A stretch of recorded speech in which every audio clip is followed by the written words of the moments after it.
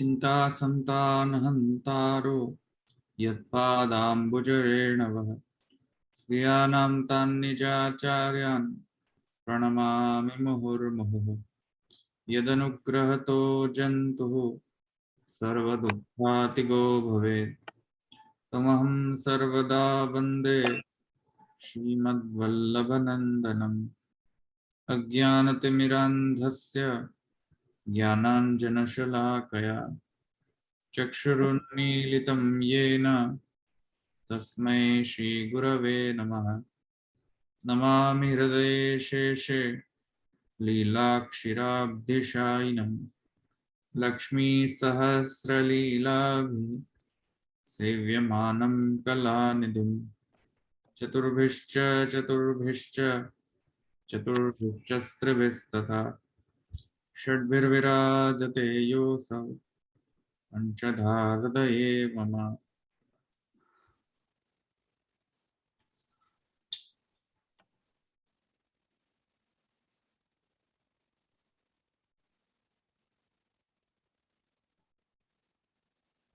हाँ, આપણે ગઈકાલે સિદ્ધાંત પક્ષ જોઈ રહ્યા હતા।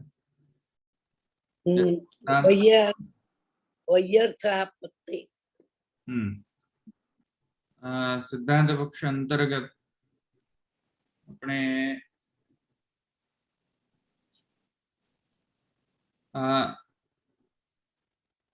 જે અસ્થૂલમ અનણુ ઇત્યાદિ વાક્ય જે છે એ ભગવાનના સ્વરૂપગત ધર્મોનો વર્ણન છે, નહીં કે કાર્યરૂપ કાર્યના ધર્મ। એ આપણે જોયું હતું। ઉપરથી એક પૂર્વ પક્ષ પણ પૂછવામાં આવ્યો હતો પૂર્વ પક્ષ તરીકે કે આને આપણે અનુવાદક વાક્ય તરીકે કેમ ન લઈ શકીએ? તો એ ન લઈ શકીએ કેમ કે આપણે જોયું કે अनुवादक वाक्य जो लईए तो आपत्ति आवे छे के ते मोक्ष तेनाथी मोक्ष प्राप्त नहीं थतो। ब्रह्मना स्वरूप धर्म ब्रह्मना जे स्वरूपगत धर्म जे छे तेना ज्ञानथी ज मोक्ष प्राप्त थाय छे। ब्रह्म नो जे सृष्टि रूप कार्य छे तेना धर्मोने जाणवाथी काई मोक्ष प्राप्त थतो नथी। ब्रह्मना जे स्वरूप लक्षण है तेने जाणवाथी मोक्ष प्राप्त थाय छे। तो अने जो मोक्ष प्राप्त न थतुं होय तो शास्त्र छे, केम के शास्त्र एमां ज प्रयुक्त थाय छे के केम के मोक्ष प्रापक छे ते मोक्ष प्राप्ति करावनार छे तेथी शास्त्रनी प्रवृत्ति छे। तेथी करीने साधक पण शास्त्रमां प्रवृत्त ते रीते थशे केम के तेने मोक्ष मळशे। तेथी करीने जो मोक्ष ज न मळे तो शास्त्र में प्रवृत्ति न थाय। जो शास्त्र में प्रवृत्ति न थाय शास्त्र वैयर्थापत्ति आवी शके छे, आवे छे। तेना कारणे आ अनुवादक धर्मो नथी किंतु साक्षात परब्रह्मना वास्तविक धर्मो छे।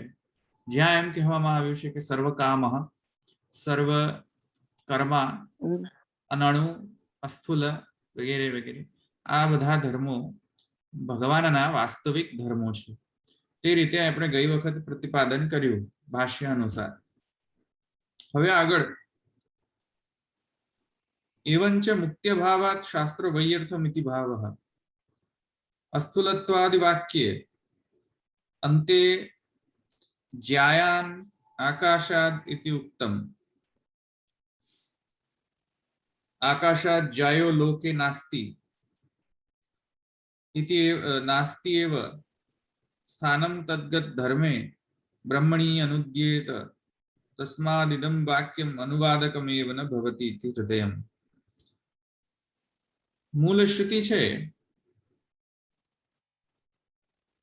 छांदोग्य उपनिषदनी जे मूल श्रुति छे ज्यां अस्थूल इत्यादि जेनो वर्णन करवामां आव्युं छे के अस्थूल अनणु इत्यादि जे छांदोग्य उपनिषदनी जे मूल श्रुति छे ते मूल श्रुतिना अंते एम कहेवामां आव्युं छे के ज्यायान आकाशात आकाशथी पण ज्यायान आकाशथी पण मोटो छे।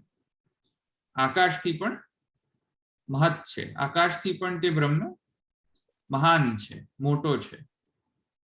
જ્યાયાન આકાશાદ, તેથી કરીને અહીંયા કહેવા શું માંગે છે કે અસ્થુલત્વાદિ વાક્ય અંતે જ્યાયાન આકાશાદ ઇતિ ઉત્તમ, જ્યાયાન આકાશાદ ઇતિ ઉત્તમ, અસ્થુલ ઇત્યાદિ વાક્યમાં જ્યાયાન આકાશાદ એમ વાક્ય પણ મળે છે. તેનો અર્થ એ થાય છે કે અસ્થુલ છે কিন্তু એટ ધ સેમ ટાઈમ આકાશથી પણ મહતો મહિયાન છે. તો સૂક્ષ્મ પણ છે અને બધાથી મોટો પણ છે. તો સૂક્ષ્મ પણ છે અને બધાથી મોટો પણ છે એવા ધર્મો લોકમાં ક્યાં જોવા મળે છે? કારણ કે પૂર્વ પક્ષીનું એમ હતું કે લોકમાં જે કાર્ય જે છે એ કાર્યમાં પણ આવા ધર્મો મળે છે. તો કાર્યના ધર્મ હોવાના કારણે એમાં બ્રહ્મમાં એને અનુવાદક વાક્ય માનીને એને બ્રહ્મના માની લો. તો ત્યાં હવે એક પુનઃ એ પૂર્વ પક્ષને નિરસન કરવા માટે એક વધારાનો એક આર્ગ્યુમેન્ટ આપે છે અહીંયા કે જો એમ લઈએ કે કાર્યરૂપના અનુવાદક વાક્ય તરીકે આ સર્વ શબ્દોને લઈએ તો જ્યાયાન આકાશાદ વચન જે છે કાર્યરૂપ સૃષ્ટિને લાગુ જ નથી પડતું, કેમ કે આકાશથી મોટો સૃષ્ટિમાં કોઈ છે જ નહીં પ્રત્યક્ષ પ્રમાણાનુસાર. આવ્યું કે નહીં સમજ? આકાશાદ જ્યાયો લોકે નાસ્તિ, લોકમાં તો આકાશથી મોટું કોઈ નથી વ્યાપક. જેવો આકાશ વ્યાપક છે તેવું તો કોઈ પણ વ્યાપક તત્વ નથી લોકમાં. અને અહીંયા તો કહે છે કે જે આ આકાશ જે વ્યાપક છે તેનાથી પણ વ્યાપ્ત એ બ્રહ્મ છે શ્રુતિ વચનની અંદર. તો લોકમાં તો એ મળવું મુશ્કેલ છે જે આકાશથી પણ વ્યાપ્ત હોય વધારે, જેની વ્યાપ્તિ આકાશથી પણ વધારે હોય એવો લોકમાં મળવું મુશ્કેલ છે. તો કઈ રીતે અનુવાદક વાક્ય માની શકાય આ બધા વાક્યોનું? તેથી કરીને ભાષ્યકાર એક વધુ એનું જસ્ટિફિકેશન આપે છે કે આ અનુવાદક વાક્ય તો માની જ ન શકાય. આ તો સાક્ષાત વાસ્તવિક બ્રહ્મ ધર્મ છે, સ્વરૂપગત ધર્મ છે. કયા ધર્મો? અસ્થુલ, અનણુ, જ્યાયાન, આકાશાદ ઇત્યાદિ વાક્ય. આકાશાદ જ્યાયો લોકે નાસ્ત્યેવ સ્થાનમ તદ્ગત ધર્મે બ્રહ્મણી અનુદ્યેત તસ્માદ ઇદમ વાક્યમ અનુવાદકમેવ ન ભવતિ. તેથી કરીને આ અનુવાદક વાક્ય નથી. કેમ? કેમ કે અનુવાદક વાક્ય જો અનુવાદક વાક્ય જે છે એમાં તો કાર્યરૂપના જે ધર્મો છે તેમાં એને ચેનલાઇઝ કરીને બ્રહ્મમાં ચેનલાઇઝ કરવામાં આવતા હોય છે. ખરેખર બ્રહ્મને નથી ગણવામાં આવતા અનુવાદક વાક્ય, କିନ୍ତୁ આ વાક્યને અનુવાદક વાક્ય ન ગણાય કેમ કે આ તો વાસ્તવિક ધર્મ છે જે કાર્યમાં નથી મળતા કિંતુ માત્ર બ્રહ્મ સ્વરૂપમાં જ મળે છે. જેમ કે જ્યાયાન આકાશાદ, જ્યાયાન આકાશાદ લોકમાં આકાશથી કોઈ પણ વ્યાપક એનાથી પણ વધુ વ્યાપક કોઈ તત્વ નથી લોકની અંદર. તો પછી આવી રીતે આ પ્રકારનો અનુવાદક વાક્ય જે છે એ અનુવાદક વાક્ય તરીકે કઈ રીતે લઈ શકાય? સમજમાં આવ્યું?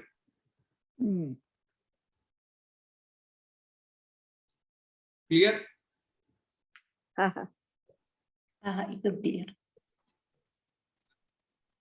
एवं पूर्वमतं दूषयित्वा परमतं दूषयन्ति अचिन्त्यत्व इति. अच्छा, આગળ જુઓ, આપણે પાછળ આપણે એક જોઈ ગયા કે અચિંત્ય સામર્થ્યાદ એમ કરીને એક પૂર્વ પક્ષ એક એકદેશી મત હતો. દ્વિતીય એકદેશી મતની અંદર એમ કહ્યું હતું કે અચિંત્ય સામર્થ્યાદ. ક્યાં? કે જ્યારે અવચ્છેદ ભેદથી પ્રદેશ ભેદથી બ્રહ્મ સગુણ બને છે અને નિર્ગુણ પણ બને છે. અવચ્છેદ ભેદથી એટલે કે અમુક પ્રદેશ બ્રહ્મનો સગુણ છે અને અમુક પ્રદેશ બ્રહ્મનો નિર્ગુણ છે. એવો અમુક પ્રદેશમાં રૂપ છે અને અમુક પ્રદેશ અરૂપ છે. આવા પ્રકારના પ્રદેશ ભેદ માનીને એ દ્વિતીય જે એકદેશી મત હતો એને આ ઉભયલિંગ જે બ્રહ્મમાં છે ઉભયલિંગતા એ સિદ્ધ કરી આપી હતી, જો યાદ હોય તો એ એકદેશી મત પ્રમાણે. તો ત્યાં એકદેશી મત પ્રમાણે એમ કહ્યું હતું કે બ્રહ્મ એકી સાથે રૂપ અને અરૂપ કઈ રીતે બની શકે, અથવા બ્રહ્મ એકી સાથે એક જ પ્રદેશની અંદર સગુણ અને નિર્ગુણ કઈ રીતે બની શકે. ત્યારે એકદેશી મતે એમ કહ્યું હતું, યાદ હોય તો, કે અચિંત્ય ભેદ અચિંત્ય સામર્થ્યના કારણે એ પ્રદેશ ભેદથી પરસ્પર વિરુદ્ધ લાગતા ધર્મો જે છે તે એનામાં આવી શકે છે, અચિંત્ય સામર્થ્યને કારણે. યાદ હોય તો એકદેશી મત. તો એ એકદેશી મત પ્રમાણે એમ કહેવામાં જ્યારે આવ્યું હતું કે ભાઈ અચિંત્ય સામર્થ્યના કારણે એ બ્રહ્મ જે છે તેમાં વિરુદ્ધ ઉભય ધર્મવત્વમ અચિંત્ય સામર્થ્યાદિતિ અર્થ. ભાઈ જે બ્રહ્મની અંદર જે વિરુદ્ધ ઉભય ધર્મત્વ જે દેખાઈ રહ્યું છે, બ્રહ્મની અંદર ઉભય ધર્મત્વ એટલે કે સગુણ ધર્મત્વ, નિર્ગુણ ધર્મત્વ, આમ બંને ધર્મો એકી સાથે બ્રહ્મમાં જે દેખાઈ રહ્યા છે એકદેશી મત પ્રમાણે કેમ દેખાઈ રહ્યા હતા? બ્રહ્મના અચિંત્ય સામર્થ્યના કારણે. અચિંત્ય સામર્થ્યના કારણે એટલે કે ઇનકોમ્પ્રિહેન્સિબલ, વી કેનોટ કોમ્પ્રિહેન્ડ. ઇનકોમ્પ્રિહેન્સિબલ એટલે કે એને સમજવું જ એ ચિંત્ય જ નથી, અચિંત્ય છે, એનો વિચાર પણ ન કરી શકાય એવો સામર્થ્યના કારણે એ વિરુદ્ધ જે લાગતા ધર્મો છે તે બ્રહ્મની અંદર વિદ્યમાન રહે છે. કેમ કે બ્રહ્મમાં આ અચિંત્ય સામર્થ્ય છે કે પરસ્પર વિરુદ્ધ લાગતા ધર્મો પણ એકી સાથે ધારણ કરી શકે છે, એવો એકદેશીનો મત હતો. તર્કાગોચર પણ કહ્યું છે. હા, તો એ જે એકદેશી મત છે એનો પણ અહીંયા નિરસન કરવા માટે હવે દ્વિતીય જે એકદેશી મત હતો અવચ્છેદવાદ, એ અવચ્છેદવાદનો પણ હવે નિરસન મહાપ્રભુજી અહીંયા કરે છે. તો હવે કહે છે એવં પૂર્વમતમ દૂષયિત્વા પરમતમ દૂષયંતી અચિંત્યત્વ ઇતિ અચિંત્યત્વે જ્ઞાનાનુદયઃ તમેવ વિદિત્વા અતિમૃત્યુમેતિ શ્વેતાશ્વર ઉપનિષદ ભક્ત્યા મામ અભિજાનાતિ યાવાન યશ્ચાસ્મિ યાદૃશઃ તતો મામ તત્વતો જ્ઞાત્વા વિશતે તદનંતરમ ઇતિ જ્ઞાનાંતરમ એવ સાયુજ્ય પ્રાપ્તેઃ. હવે મહાપ્રભુજી કહે છે કે જો બ્રહ્મની અચિંત્યતા એવી હોય કે જે ચિંત્યતાને સર્વથા કેન્સલ કરતું હોય, કે બ્રહ્મ જે છે એની અચિંત્યતા એટલી બધી છે કે ચિંતનીય જ નથી સર્વથા, એવી જો અચિંત્યતા બ્રહ્મની માનો તો એક મહાન દોષ ઉત્પન્ન થાય છે. કયો મહાન દોષ? તો કહે છે કે બ્રહ્મ જો અચિંત્ય હોય, એવો અચિંત્ય કે જેનું ચિંતન જ સર્વથા ન થઈ શકે, આત્યંતિક ચિંત્યનો અભાવ હોય એવો જો બ્રહ્મનો સ્વરૂપ માનો તો ઘણા બધા સ્મૃતિવચન, ઘણા બધા શ્રુતિવચન નો વ્યાકોપ થાય છે. કઈ રીતે? તો કહે છે કે ભાઈ જો સર્વથા જો બ્રહ્મ અચિંત્ય હોય તો પછી તમેવ વિદિત્વા અતિમૃત્યુમેતિ, આપ તમારા જ્ઞાનથી મોક્ષ પ્રાપ્ત થાય છે એવી શ્રુતિ કઈ રીતે કહી શકે? કારણ કે જ્ઞાન પ્રાપ્ત જ કરવું મુશ્કેલ છે. જે અચિંત્ય હોય એનું જ્ઞાન જ પ્રાપ્ત ન કરી શકાય. જે અચિંત્ય હોય એનો વિચાર જ ન થઈ શકે, જે અચિંત્ય હોય જેનો વિચાર જ ન થઈ શકે એનો જ્ઞાન પ્રાપ્તિ કઈ રીતે થઈ શકે? જો બ્રહ્મ અચિંત્ય હોય, એવો અચિંત્ય કે જેના વિષયમાં કોઈ વિચાર જ ન થઈ શકે, જો એવું માનો તો પછી તમેવ વિદિત્વા એમ શ્રુતિ કઈ રીતે કહી શકે કે તમારા જ્ઞાનથી તમારા જ્ઞાનથી, એ સંભળાય છે? હા હા તમારા જ્ઞાનથી મોક્ષ મળે છે.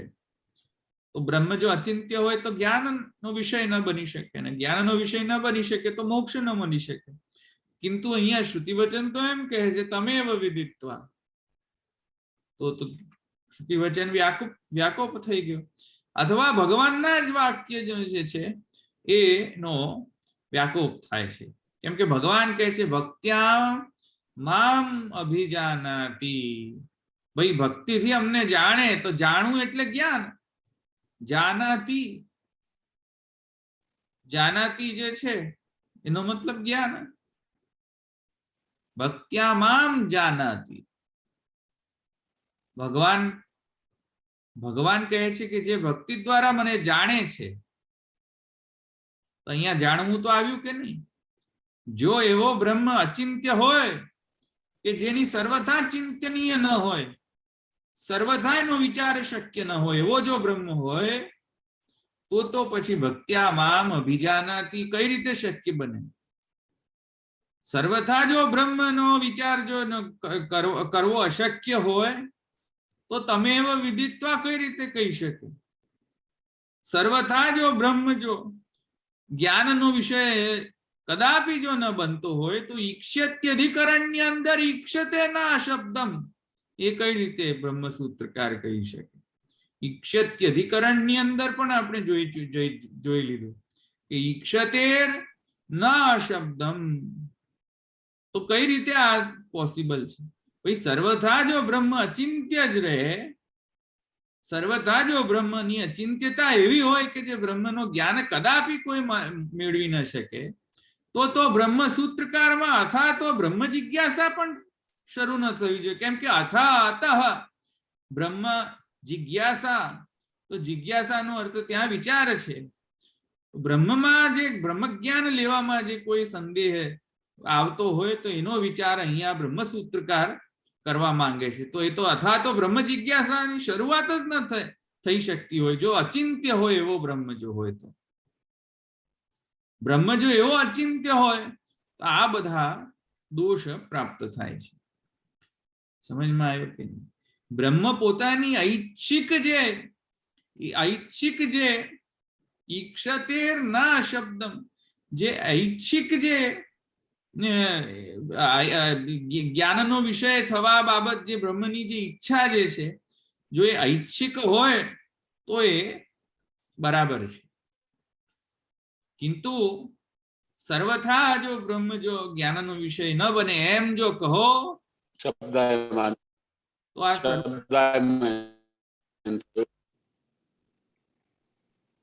નથી સંભળાતું મને. દશરથભાઈ શું બોલ્યા?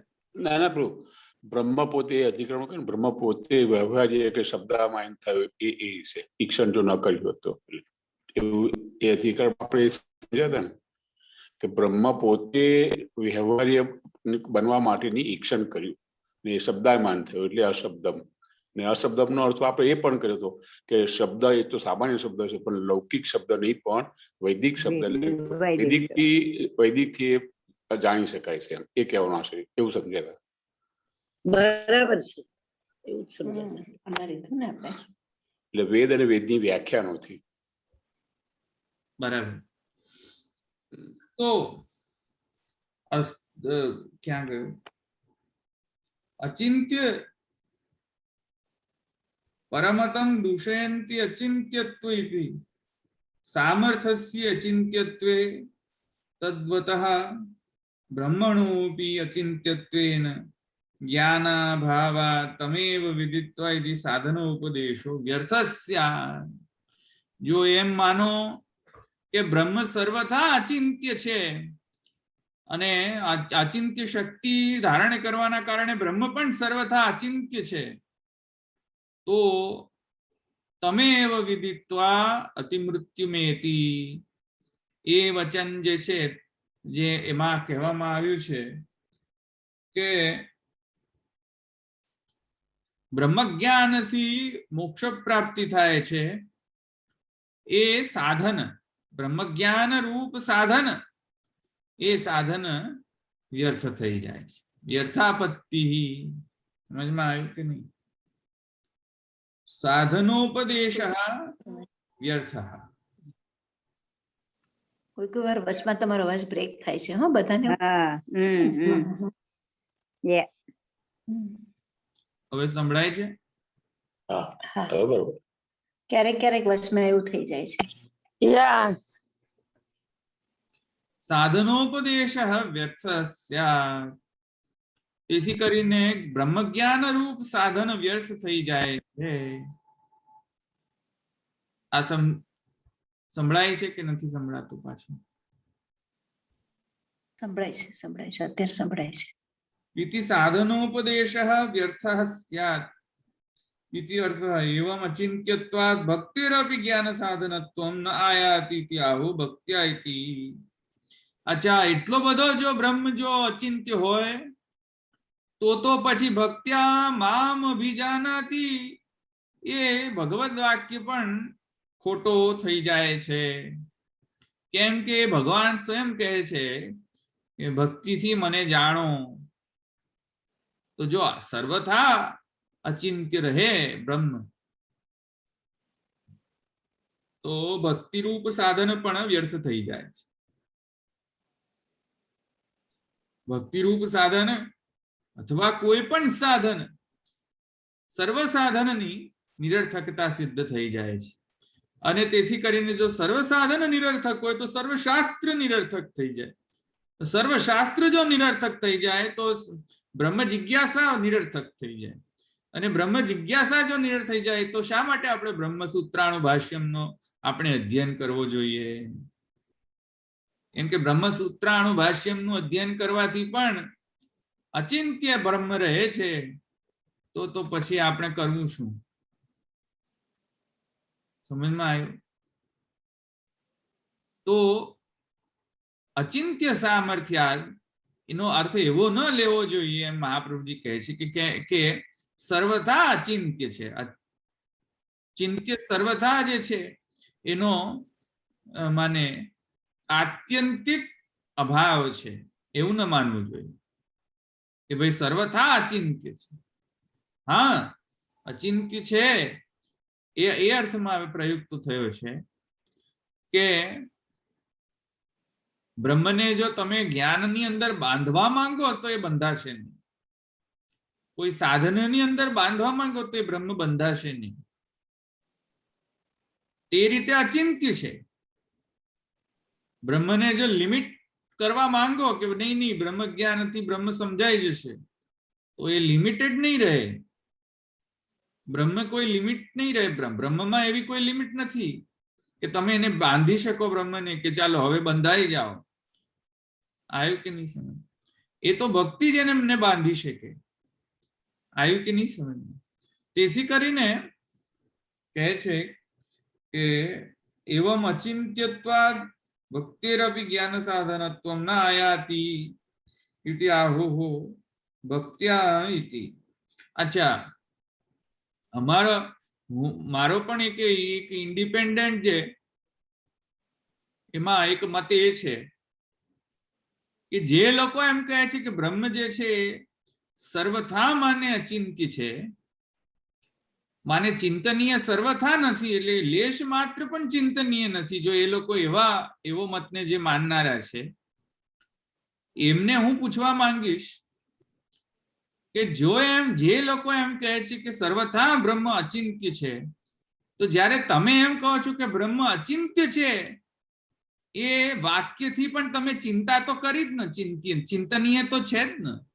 જ્યારે એ વાક્ય બોલ્યા તમે તમારા મોઢે જે વાક્ય બોલો છો કે બ્રહ્મ અચિંત્ય છે તો એ પણ ચિંતનીય તો થયો જ ને થોડા અંશમાં. થોડા અંશમાં તો બ્રહ્મની તમે થોડો વર્ણન તો કર્યો ને કે બ્રહ્મ અચિંતનીય છે. એ અચિંતનીયતા પણ પાછી ચિંતનીય તો છે જ ને. થોડું કર્યું ત્યારે ખબર પડી ને કે અચિંતનીય છે. આવ્યું કે નહીં સમજમાં? એ મારો ઉપરથી વધારે એક ઇન્ડિપેન્ડન્ટ આર્ગ્યુમેન્ટ એ છે કે ભાઈ જ્યારે તમે એમ કહો કે સર્વથા અચિંત્ય છે તો એ શબ્દ બોલ્યા કે સર્વથા અચિંત્ય છે, એ પણ પાછો ચિંતનીય જ તો થઈ ગયો ને, નહીં તો તમે એ કહી જ ન શકત. આવ્યો કે નહીં? વાણીમાં એ આવે, વૈખરીમાં આવે જ નહીં, કિંતુ વૈખરીની અંદર એ આવિર્ભૂત પામ્યું. આવ્યું કે નહીં સમજ? વૈખરીની અંદર એ આવિર્ભૂત પામ્યું એનો મતલબ છે કે ચિંતનીય છે. તમે માનીને ચાલ્યું કે ચિંતનીય છે, તેથી એમ કહ્યું કે અચિંતનીય છે. નહીં તો તમે એ પણ ન કહી શકો. બુદ્ધની જેમ મૌન ધારણ કરવું પડે. જ્યારે બુદ્ધને એમ પ્રશ્ન પૂછવામાં આવતો ત્યારે બુદ્ધ જરા પણ એ પ્રશ્નોનો જવાબ નહોતા આપતા, આવા પ્રશ્નોનો. કારણ કે એકાંશ વ્યાકરણીય ઇત્યાદિ પ્રશ્નથી પર એવો પ્રશ્ન આ છે. જ્યારે એમ પૂછવામાં આવતો કે બ્રહ્મ શું છે, ત્યારે બુદ્ધ મૌન વ્રત ધારણ કરી લેતા. એ પ્રશ્નનો જવાબ અપાય એમ જ નથી આ પ્રશ્નનો. કેમ કે જો ખરેખર બ્રહ્મ અચિંતનીય હોય તો તમે એ પણ ન કહી શકો કે બ્રહ્મ અચિંતનીય છે. સમજમાં આવ્યું કે નહીં? તો એ જરા લોજિકલ એક ફ્લો છે કે જ્યારે તમે એમ કહેતા હોય કે અચિંતનીય છે, તો ભાઈ બોલ્યા કઈ રીતે કે અચિંતનીય છે? એ ચિંતનીય હતો એટલે અચિંતનીય બનાવ્યો ને તમે. That's the problem. Clear?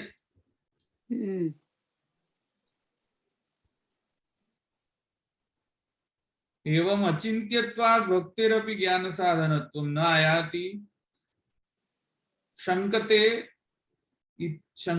न च इति तथा च अस्मिन् वाक्ये अचिन्त्यत्वेन अमतत्वेऽपि मतत्वं श्रूयते अतः ज्ञानम भविष्यति इति अर्थः. अच्छा, હવે પૂર્વ પક્ષે એનો રિપ્લાય કરે છે.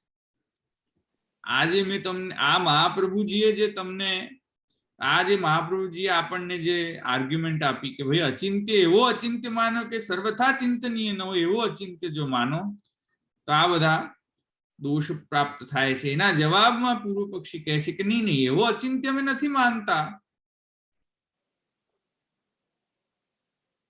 જવાબમાં એમ કહે છે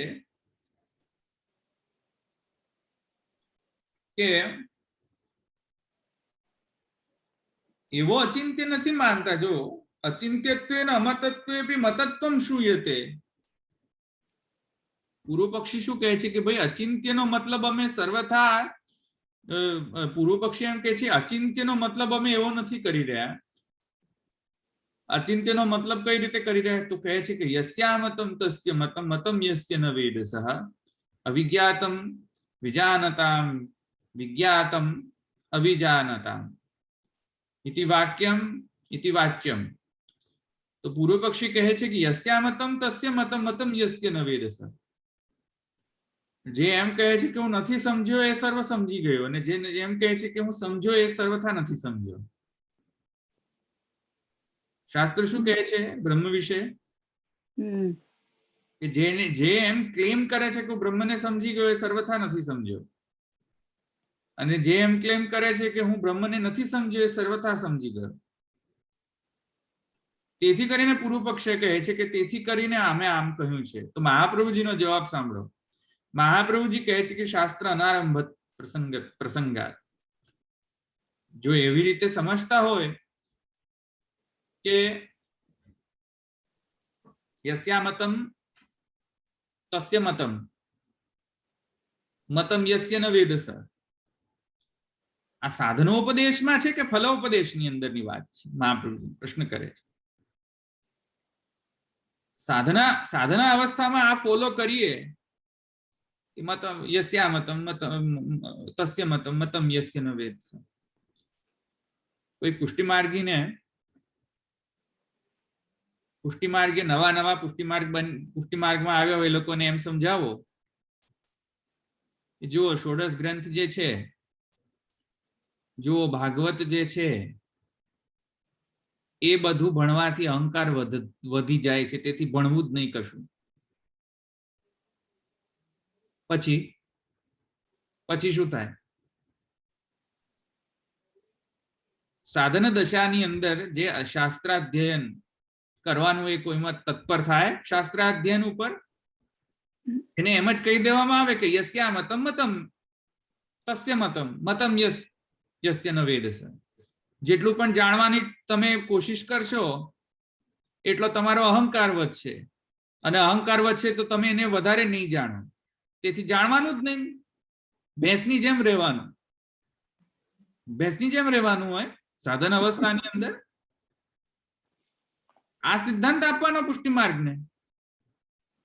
અહંકાર વધી જાય એટલે ભણવાનું નહીં ષોડશ ગ્રંથ. સમજ્યા? આ એવો આર્ગ્યુમેન્ટ છે મહાપ્રભુજી. એમ આ તો હું મારા ભાષામાં સમજાવું, મહાપ્રભુજી તો સારા શબ્દોમાં સમજાવે છે. શાસ્ત્ર અનારંભ પ્રસંગાત, જે સાધન અવસ્થામાં જે વ્યક્તિ હોય એને એના માટે આ ઉપદેશ નથી ભાઈ કે યસ્યા મતમ મતમ તસ્ય મતમ મતમ યસ્ય ન વેદસ. નહીં તો એ તો શાસ્ત્રને આરંભ જ નહીં કરી શકે. કેમ કે મોમેન્ટ એ શાસ્ત્ર આરંભ કરવાનો ચાલુ થશે ને કોઈક એને સમજાવી દેશે કે આટલું બધું શું કરવા ભણે ભાઈ સાહેબ, ભણવાથી કશું થવાનું નથી. શું કહે છે કે ભાઈ ભણવાથી પણ મરે છે ને ન ભણવાથી પણ મરાય છે. મરવાનું તો છે જ ને, તો ભણીને શા માટે મરવું કહે છે ને લોકો. હા, ભણીને પણ મરવાનું છે. એમ બધી એટલે કરીને આવે છે. અને બાવાને એવું કીધું છે કોઈ. નહીં ભણીને પણ મરવાનું છે. સમજ્યા? તો લોકો શું કહે પછી નહીં ભણીને જ મરવું શા માટે નહીં? સહેલી પ્રોસેસ થી જાઓ ને. એ રીતે શાસ્ત્રની ઇન્ટરપ્રિટેશન કરવાનું છે. યસ્યા મતમ તસ્ય મતમ મતમ યસ્ય ન વેદસ. તો પછી શાસ્ત્ર ભણે છે કોણ? પહેલેથી જો સાધકને એમ કહી દેવામાં આવે, ડિસ્કરેજ કરી દેવામાં આવે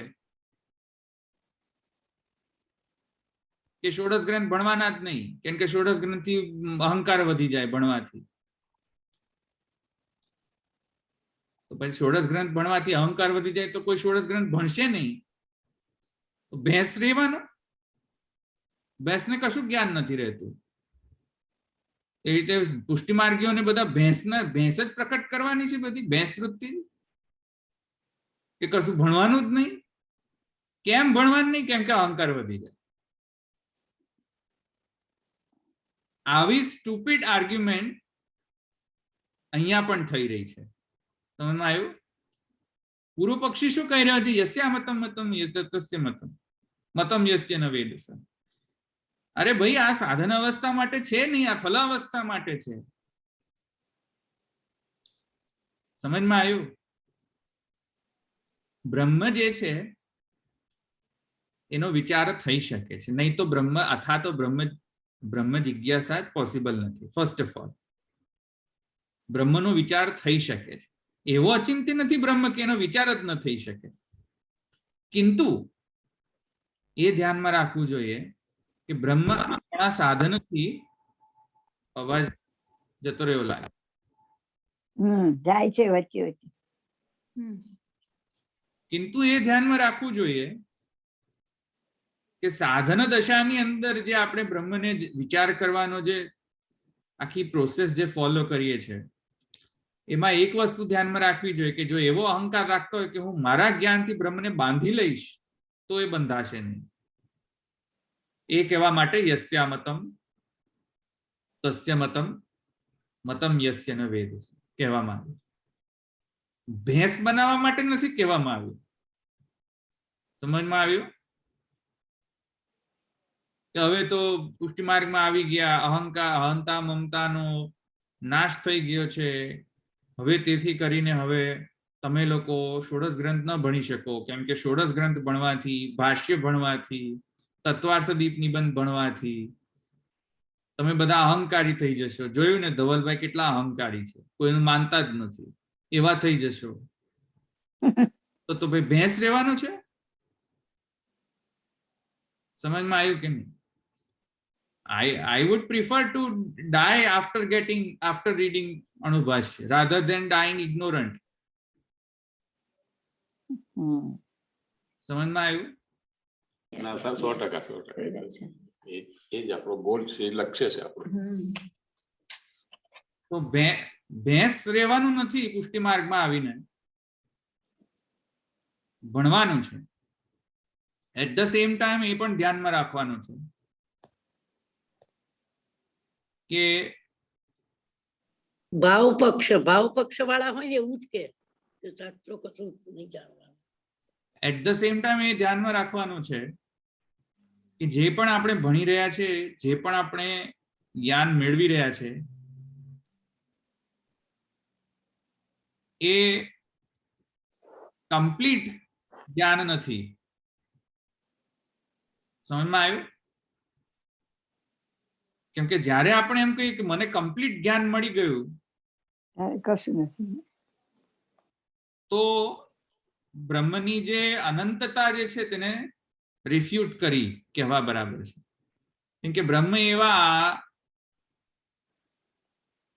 સીમામાં બંધાય એમ નથી. તેથી કરીને આપણા સાધના અભિમાન જ્યારે વધુ થઈ જાય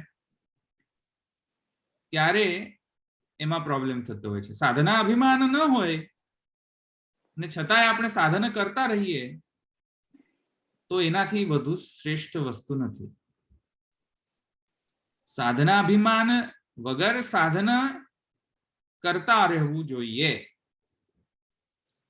સાધન તો અવશ્ય કરવું જોઈએ, શાસ્ત્ર અવશ્ય આરંભ કરવો જોઈએ, અથવા તો બ્રહ્મ જિજ્ઞાસા અવશ્ય આરંભ કરવો જોઈએ, પણ with that understanding in mind કે મારા સાધનથી જો હું બ્રહ્મને સમજવા જઈશ તો એ સમજાશે નહીં. એ અન્ડરસ્ટેન્ડિંગ રહેવી જોઈએ, મારા સાધના અભિમાનથી. સમજમાં આવ્યું? એ અન્ડરસ્ટેન્ડિંગ ને કેળવવા માટે કહે છે યસ્યા મતમ તસ્ય મતમ મતમ યસ્ય ન વેદસઃ અવિજ્ઞાતમ વિજાનતામ વિજ્ઞાતમ અવિજાનતામ. જે જાણે છે એ નથી જાણતો, અને જે એમ કહે છે કે હું નથી જાણતો એ ખરેખર જાણે છે. એ આ સેન્સ. ડિસ્કરેજ કરવા માટે નહીં કે હવે ભણવાનું જ નહીં. આવ્યું સમજમાં? એ મહાપ્રભુજી કહે છે શાસ્ત્ર અનારંભ પ્રસંગાત. શાસ્ત્રમાં આરંભ જ નહીં થાય જો આ સાધકને પહેલેથી જ કહી દેવામાં આવે તો કે જેટલું પણ તું વાંચી છે બધું ફ્યુટાઇલ જ છે, તો વાંચવાનું શું કરવા માટે? અધ્યયન શું કરવા કરવાનું? સ્વાધ્યાયો ધ્યેતવ્ય શા માટે? અષ્ટવર્ષમ બ્રાહ્મણમ ઉપનયિત તમ અધ્યાપયિત શા માટે? પછી આટલી બધી ભણીને મરવાનું જ છે ને અભણ રહીને મરવાનું જ છે, છેલ્લે મળવાનું જ છે, તો શા માટે સ્વાધ્યાયો ધ્યેતવ્ય? સમજમાં આવ્યું? એ રીતે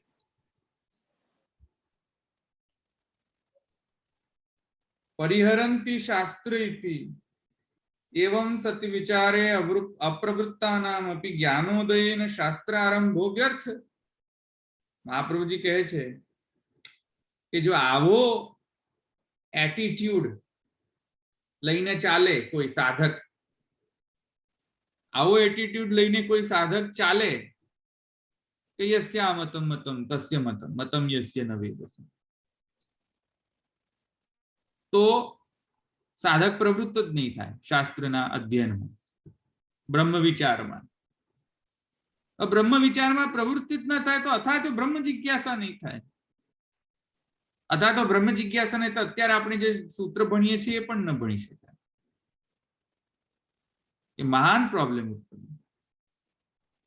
કારણ કે જો બ્રહ્મ અચિંત્ય જ હોય, સર્વથા અચિંત્ય, તો આપણે બ્રહ્મસૂત્રાણ ભાષ્યમ પણ શું માટે શા માટે ન કરવું જોઈએ? બોગાન બોગા જ રહેવું જોઈએ. બોગા રહો અને બોગા રહીને પછી કઈ કે ભાઈ અવિજ્ઞાતમ વિજાનતામ, એમ પછી આપણામાં એપ્લિકેબલ કે જે બોગા રહે એ બધું જ જાણે છે. બોગા રહેવાથી બધું જાણી શકાય? શ્રુતિ શું કહે છે? અવિજ્ઞાતમ વિજાનતામ. જે બોગા રહે છે એ જાણે છે. એવો ઇન્ટરપ્રિટેશન કરો આ શબ્દનો, શ્રુતિનો,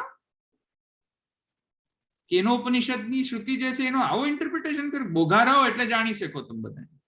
એટલે શ્રુતિ શું કહે છે અલ્ટિમેટલી કે બોઘારો. સમજમાં આવી કે નહીં વાત? આવું ઇન્ટરપ્રિટેશન કરાય, બોઘા રહેવાનું ઇન્ટરપ્રિટેશન. સો એ કહે છે કે ભાઈ મહાપ્રભુજી કે શાસ્ત્ર આરંભ વ્યર્થ, જ્ઞાનોદય શાસ્ત્ર આરંભ વ્યર્થ. શાસ્ત્રનો આરંભ શું માટે કરવો? છેલ્લે તો આપણે કશું જાણવાનું જ નથી. તો અયમ અસ્તિ યસ્ય મતમ તન મતમ કથમ ઇતિ અયમ વિરોધોપી પરહરણીય નો ચેત તદ વાક્ય બોધકતા નસ્યાદિતિ.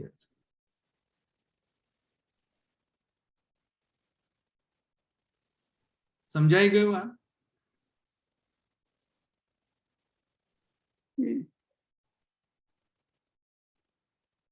અચિંત્ય એવું ન, બ્રહ્મ એટલો એવો અચિંત્ય નથી કે જેનો વિચાર જ ન કરી શકાય. એટ ધ સેમ ટાઈમ આપણા સાધના અભિમાનથી જો એમ માનતા કે બ્રહ્મ વિચારણીય છે, તો પાછી આ શ્રુતિ એમ કહી છે કે અવિજ્ઞાતમ વિજાન વિજાતના વિજ્ઞાતમ વિજાનતા, એ રીતે ઇન્ટરપ્રિટ કરો. સારાંશ એ છે કે શાસ્ત્રનો અધ્યયન કરવો, પણ એ ધ્યાનમાં રાખવું કે સાધના અભિમાન ન હોવું જોઈએ. સમજમાં આવ્યું? સાર આ છે ખરેખર. ષોડશ ગ્રંથ ભણવા, ડેફિનેટલી ભણવા, પણ એમ જો માનો કે ષોડશ ગ્રંથ થી બધું આવડી જશે મને, પછી રાત દિવસ બસ ષોડશ લે દનાદન લે, ષોડશ ગ્રંથ લે મહારાજી કરો તમે રાત દિવસ, લે મહારાજી કરી કરીને બધી ટીકાઓ લે મહારાજી કરીને લે ષોડશ ગ્રંથ, તો આખો દિવસ બસ ષોડશ ગ્રંથ જ કરો, તો એકચ્યુઅલ એક્ઝિક્યુશન ક્યારે કરશો ષોડશ ગ્રંથનું? આઈ સમજ? પ્રેક્ટિકલ ક્યારે કરશો? થિયરી વાંચ્યા કરશો તો એ, એટલે એનો બેલેન્સ મેન્ટેન કરવાનો. જ્ઞાન પણ મેળવવાનું છે ષોડશ ગ્રંથથી, અને એકચ્યુઅલ એક્ઝિક્યુશન પણ કરવાનું, ઇમ્પ્લિમેન્ટેશન. ઘણા લોકો એવા હોય છે કે ભાઈ લે મહારાજી ષોડશ ગ્રંથ, આખો દિવસ ષોડશ ગ્રંથ. સમજમાં આવ્યું? એવું નહીં. કથા પક્ષ અને સેવા પક્ષ બંને જરૂરી છે.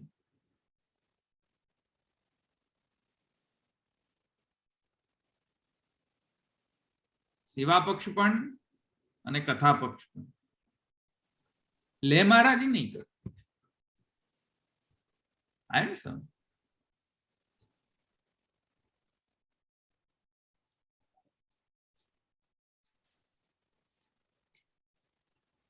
क्या तो यस्य हाँ ननु कुतः परिहरणीयः इति अतः सर्वे हि विरोधा अत्र चिन्त्यन्ते. यथा वृक्षमूलाग्र रूपांश भेदेन संयोग तद् अभावः तद्भावयोः एकत्र सत्वम् एवं अत्रापि इति शंकते नापि इति. હવે અચ્છા જુઓ,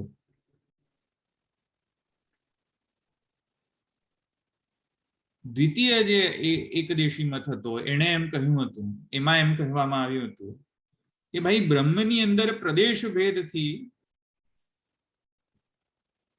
બ્રહ્મમાં પ્રદેશ ભેદ છે કહેવામાં આવતું, યાદ હોય તો અવચ્છેદ ભેદે. હા, પેલું ઝાડ પર વાંદરાનો આપે તો કપિનો તો અવચ્છેદ ભેદેન પ્રદેશ ભેદથી બ્રહ્મ નિર્ગુણ પણ રહે પણ છે અને એટ ધ સેમ ટાઈમ સગુણ પણ રહે છે.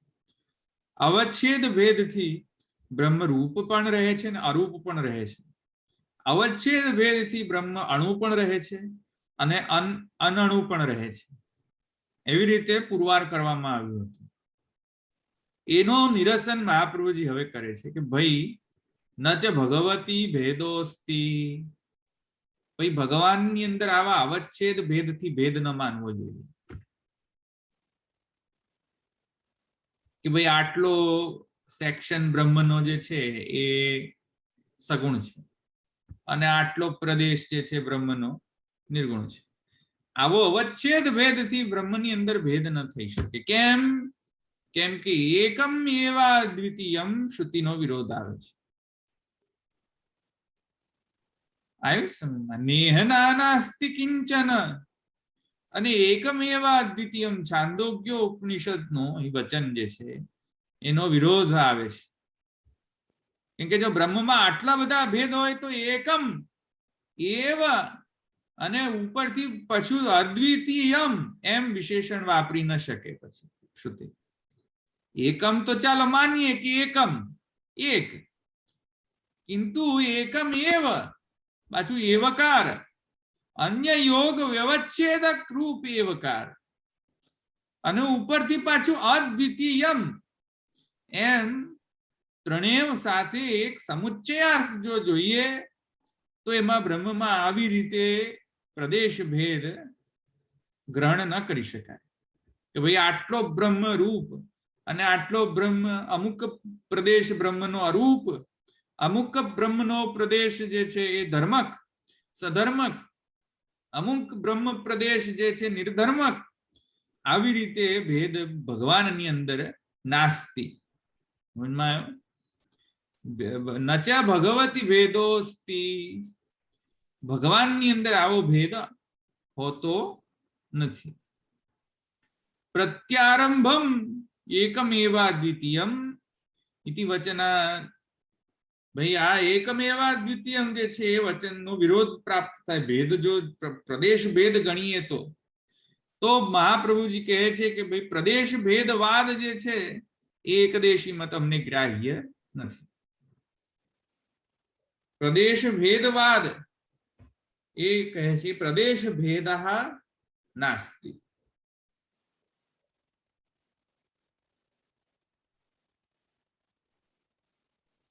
નનુ કુતો નાસ્તિ તો કહે છે ઇતિ અતઃ આહુઃ પ્રત્યારંભકમ યત્ર યત્ર બ્રહ્મ નિરૂપણમ આરભ્યતે તત્ર તત્ર એકમેવાદ્વિતીયમ ઇતિ કથનાદ એકરૂપતા સર્વત્ર તસ્ય સ્વીકર્તવ્યા ઇતિ અર્થઃ.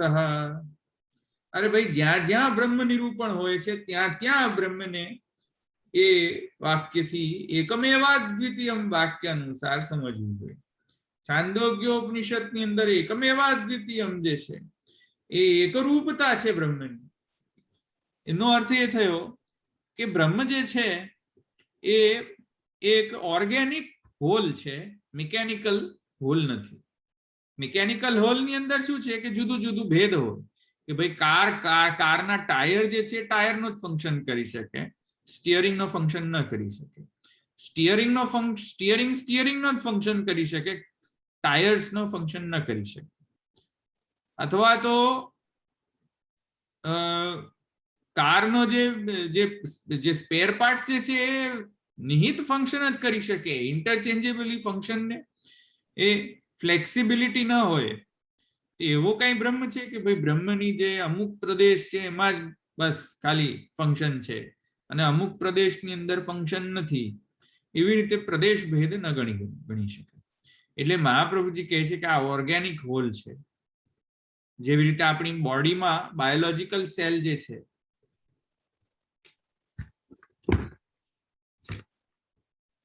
સંભળાય છે? હા સંભળાય છે. ખાલી વસ્તુ કહ્યું હતું. ઓર્ગેનિક એક કોમ્પ્લેક્સ યુનિટી છે. કોમ્પ્લેક્સ યુનિટી છે આ ઓર્ગેનિક યુનિટી છે. કમ્પાઉન્ડેડ યુનિટી નથી, કોમ્પ્લેક્સ યુનિટી છે. કોમ્પ્લેક્સ યુનિટીનો એક્ઝામ્પલ છે બાયોલોજિકલ સેલ. બાયોલોજિકલ સેલ એ કિડનીને શું કહેવાય છે હું ભૂલી ગયો. એમાં એક ટર્મ છે કિડનીના સેલને, કિડનીને નો એક ટર્મ હોય છે મેડિકલ ટર્મ, ભૂલી ગયો. બ્રેઇન સેલ્સ ને ન્યુરોન કહેવાય, કિડનીના સેલ્સ ને શું કહેવાય ભૂલી ગયો. કિડનીની અંદર કિડનીને ઓર્ગન જે બને એ જે સેલ્સ હોય એને અને નામ ભૂલી ગયો હું. બટ એક જ biological cell can manifest into neurons, brain cells.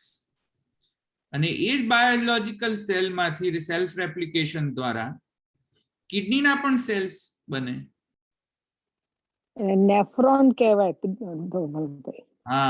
exactly, nephrons. Thank you. Neurons, brain cells.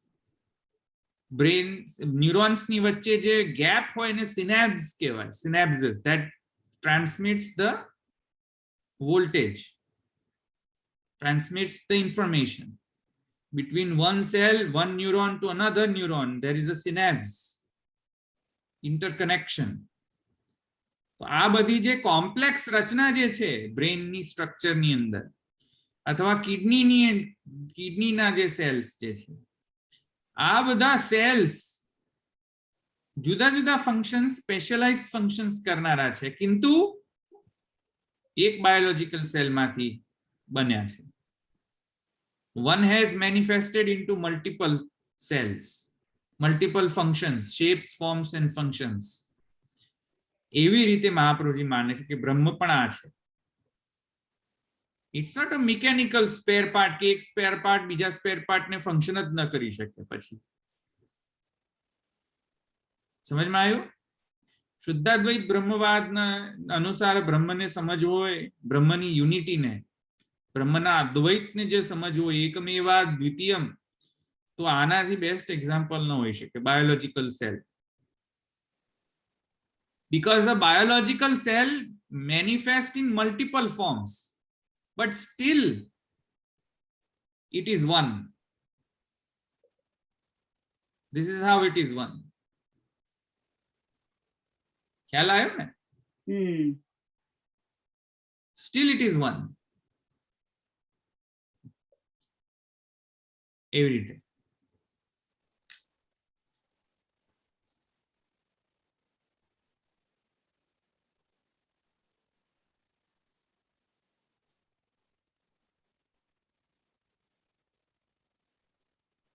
અસ્તુલ આદि વાક્ય પ્રમાણાર્થ બ્રહ્મણઃ અલ્પત્વં કલ્પ્યતે ઇતિ અતાહુ અલ્પ ઇતિ. શ્રુતિ વિરોધઃ બ્રહ્મણઃ એકત્વાत् महतो महीयान् इति श्रुति विरोधः.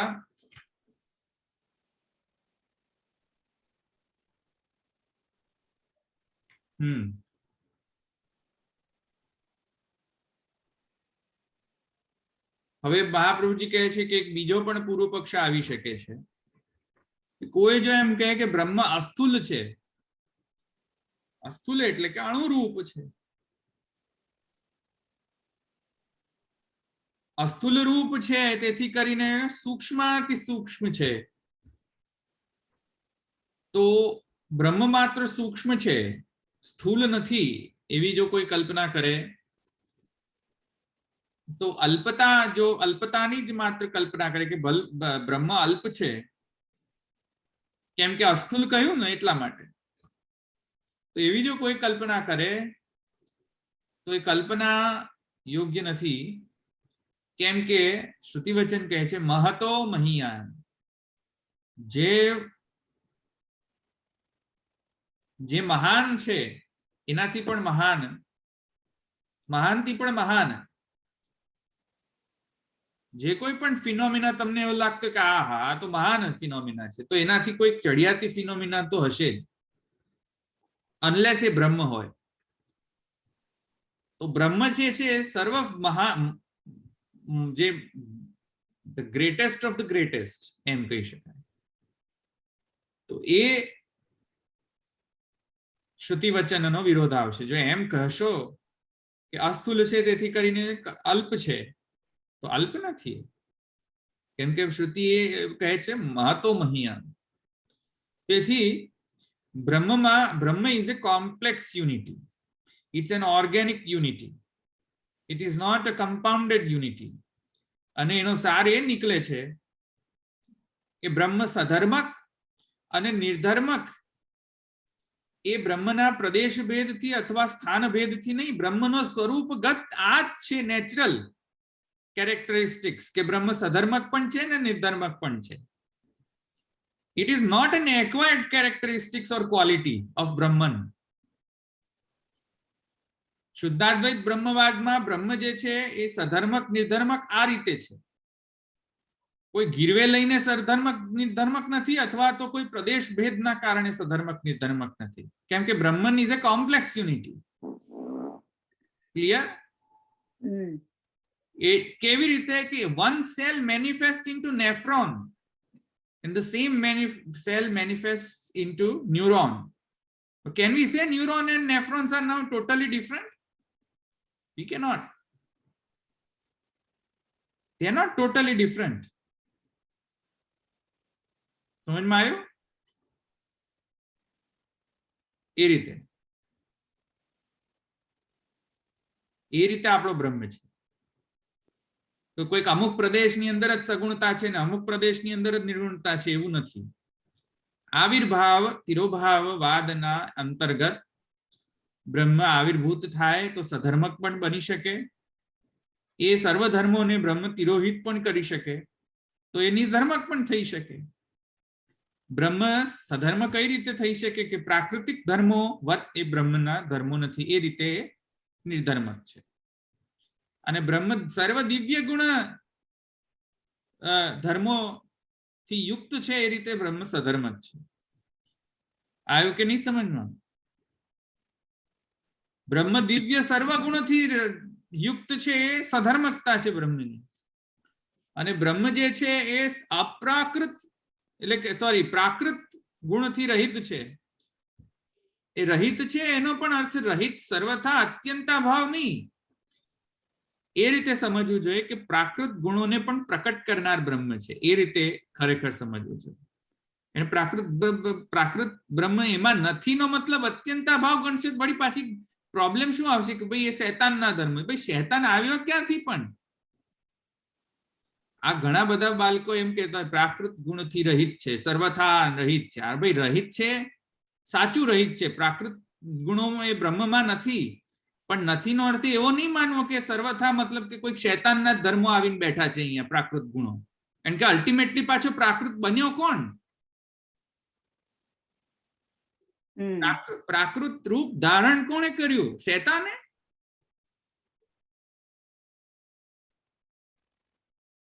તો એ નહીં સમજતા. આવ્યું ને સમજ? તો જ્યારે એમ કહે છે કે અપ્રાકૃત સર્વ ગુણોથી યુક્ત અને પ્રાકૃત ધર્મોથી, તો ત્યાં અનાશ્રિત કહેવામાં આવ્યું છે કે ભાઈ એનો આશ્રય નથી લેતા ભગવાન, કેમ કે ભગવાન એને કંટ્રોલ કરે છે. પ્રાકૃત ગુણોને ભગવાન કંટ્રોલ કરે છે. কিন্তু પ્રાકૃત ગુણ આવ્યા ક્યાંથી? ભગવાનમાંથી જ આવ્યા, ભગવાને જ પ્રકટ કર્યા. પણ સ્વરૂપગત ધર્મ ન ગણી શકાય એને. સમજમાં આવ્યું?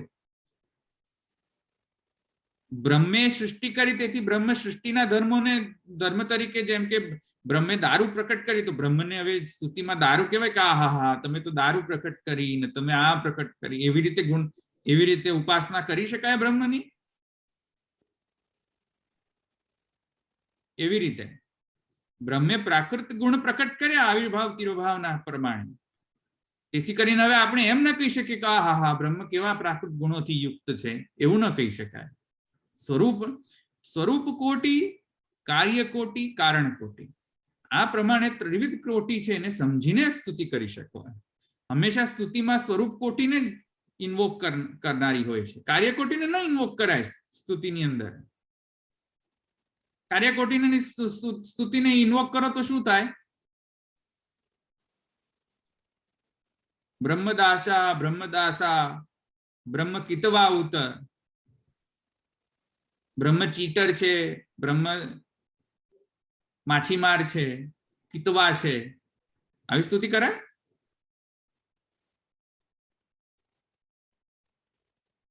આવ્યું શિશુપાલની જેમ? આવ્યું ને સમજમાં? સ્વરૂપ વર્ણનની અંદર આવો ઉપાસના ન કરે. ઉપાસનાનો એક પ્રકાર છે, મેં તમને સમજાવ્યો છે. એ ઉપાસનાના પ્રકારથી જ ઉપાસના છે. એ રીતે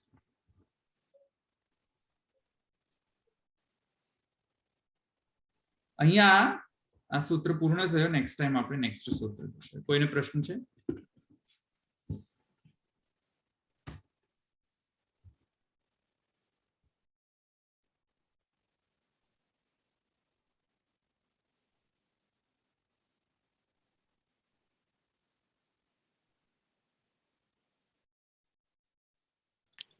ધવલભાઈ તમે અહીંયા સ્વરૂપ લક્ષણમાં સત્યમ જ્ઞાનમ અનંતમ બ્રહ્મ કીધું હતું.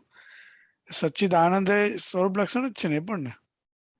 એકચ્યુઅલીમાં સત્યમ જ્ઞાનમ અનંતમ એ એક અક્ષર બ્રહ્મનું લક્ષણ છે. સચ્ચિદાનંદ જે છે એ બ્રહ્મનું લક્ષણ છે, પરબ્રહ્મનું. પણ કિંતુ પરબ્રહ્મ ને અક્ષર બ્રહ્મમાં આપણે એવો ડિફરન્સ નથી લેતા. આ આત્યંતિક ભેદ નથી ગણતા, તેથી કરીને એમાં વાંધો નથી. ઓકે. કારણ કે અક્ષર બ્રહ્મ પણ બ્રહ્મનો એક પાસો છે, એમ જ ગણીએ છીએ આપણે. ધર્મ છે એમ જ ગણીએ, અથવા ધામ રૂપ ગણીએ છીએ, તેથી કરીને. બરાબર. બીજા કોઈ પ્રશ્ન?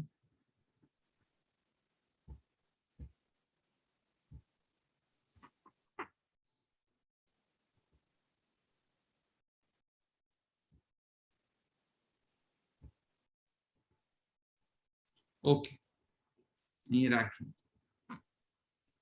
દ્રઢઈ ન ચરણ ન કેરો ભરોસો, દ્રઢઈ ન ચરણ ન કેરો, શ્રી વલ્લભ નખ ચંદ્ર છટા બિના, સબ જગમાં અંધેરો ભરોસો, દ્રઢઈ ન ચરણ ન કેરો, साधन और नहीं या कली में, जासो होय निबेरो, सूर कहा कहे द्विविधा धरो, बिना मोल को चेरो भरोसो, बढ़ई न चरण न के।